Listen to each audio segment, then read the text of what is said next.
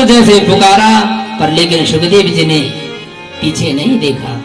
सुखदेव जी चल रहे काम माधव को पाने के लिए, पर जब वेदव्यास जी बार बार पुत्र कहने लग गए तो सुखदेव जी को दया आ गई कि मेरे पिता मेरे पीछे पीछे आ रहे हैं।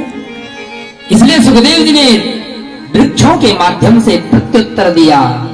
तरभो भिनेदुस, वृक्षों के माध्यम से प्रत्युत्तर दिया कि वृक्षों से कहा कि मेरे पिता से कहो कि पिताश्री वापस जाओ।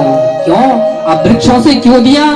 वृक्ष कबो नए फल भखे, नदी न संचय नीर, परमारथ के कारणे साधु न धरा शरीर। क्योंकि वृक्ष कबो नहीं फल बखे, वृक्ष कभी फल खाते हैं क्या? आपके यहाँ खाते हैं उसकी बात अलग, खाते हैं क्या? वृक्ष कभी भी अपने फल नहीं खाते। और नदी न संचय नीर, नदी कभी अपना जल नहीं पीती। और परमारथ के कारणे साधु न धरा शरीर, जिस प्रकार से वृक्ष अपने फल स्वयं नहीं खाते, नदियां अपना जल स्वयं नहीं पीती, उसी प्रकार जब साधु महात्मा शरीर धारण क्यों करते हैं? परमारथ के कारणे, दूसरे पे उपकार करने के लिए, परोपकार करने के लिए महात्मा जन्म लेते हैं। इसलिए सुखदेव जी ने कहा कि पिताजी आप लौट जाओ, मेरा जन्म संसार के कल्याण के लिए हुआ है। बोल सुखदेव भगवान की जय हो। सुखदेव जी के चरणों में वंदन किया। अब वेदव्यास जी लिखते हैं ये भागवत की कथा कहाँ हो रही है, बड़े ध्यान देने की बात है। ये भागवत की कथा उत्तर प्रदेश राज्य में सीतापुर एक जिला पड़ता है, उसमें नैमिषारण्य की एक भूमि है।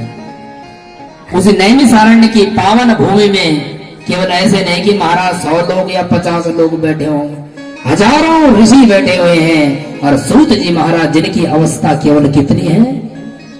16 वर्ष की अवस्था है, केवल 16 साल की उम्र है। और आजकल का 16 साल का बच्चा तो महाराज केवल पबजी खेलता है। पर लेकिन उस टाइम का जो 16 वर्ष का जो बच्चा है, इसलिए अपने बच्चों को हमेशा हनुमान चालीसा पकड़ाओ, पबजी मत खिलाओ, ये कोई गेम मत खिलाओ, गेम ही खेलता रहेगा जीवन भर। इसलिए अपने बच्चों के पास हनुमान चालीसा पकड़ाओ, शिव चालीसा पकड़ाओ, दुर्गा चालीसा पकड़ाओ, बचपन से ही गीता की किताब पकड़ाओ। यदि सनातन धर्म को आगे बढ़ाना है तो उन्हें हनुमान चालीसा, उन्हें दुर्गा चालीसा, शिव चालीसा, गीता की किताब पकड़ाओ। पबजी से खेलने से किसी का उद्धार होने वाला नहीं है। बोल श्रीमद् भागवत महापुराण की।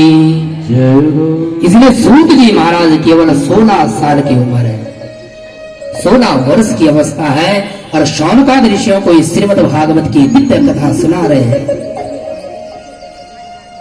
और शौनकादि ऋषि कितने वर्ष के हैं? 88 हजार ऋषि बैठे हैं जिनकी वर्ष हजारों वर्ष की उम्र है।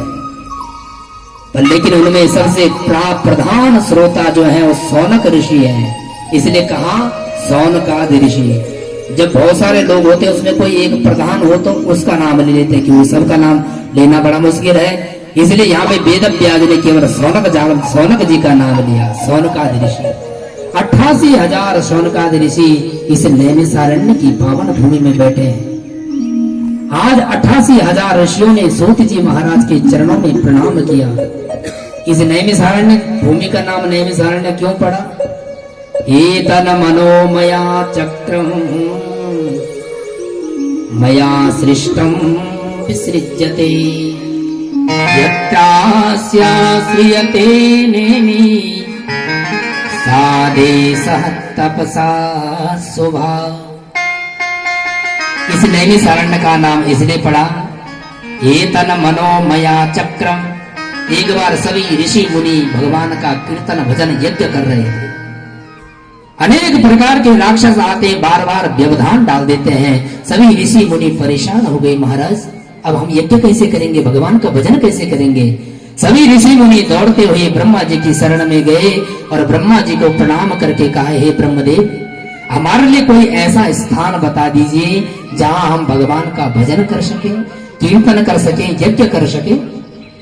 उसी समय ब्रह्मा जी ने अपना चक्र छोड़ा। एतन मनोमया चक्रम मया सृष्टम विसृज्यते। ब्रह्मा जी ने जैसे उस चक्र को छोड़ा, वो चक्र आता हुआ उस सीतापुर जिले के उस नैमिषारण्य पावन भूमि में एक नोक धस गई, छोटी सी नोक। नोक माने होता है निमिष, अरण्य माने होता है जंगल, इसलिए उस चक्र की नोक जहां धसी उसी भूमि का नाम नैमिषारण्य भूमि हो गया। बोलो नैमिषारण्य भूमि की जय हो। और दूसरा अर्थ बताते हैं, नैमिषारण्य का नाम नैमिषारण्य इसलिए है, निम एव अरण्यानाम वनम। नीम माने होता है नीम के वृक्ष, जहाँ नीम के वृक्ष बहुत ज्यादा है उसी जंगल का नाम नैमिषारण्य है। बोल नैमिषारण्य भूमि की जय हो। इसलिए हमारे सनातन धर्म में कोई नाम ऐसा नहीं है, अपने बेटा का नाम यदि रखते हैं तो उसका कोई अर्थ निकलता है? आजकल बड़े आप रिंकू रख दो, टिंकू रख दो तो अलग बात है, लेकिन नाम ऐसा होना चाहिए जो भगवान से जुड़ता हो। इसलिए इस भूमि का नाम क्या है? नैमिषारण्य है। इस नैमिषारण्य की पावन भूमि में 18,000 ऋषि बैठे हैं और सूत जी महाराज इन सभी ऋषियों को ये कथा सुना रहे हैं।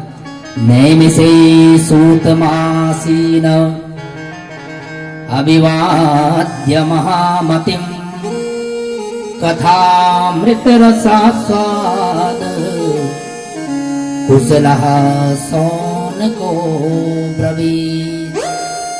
सौनक जी महाराज प्रधान श्रोता है।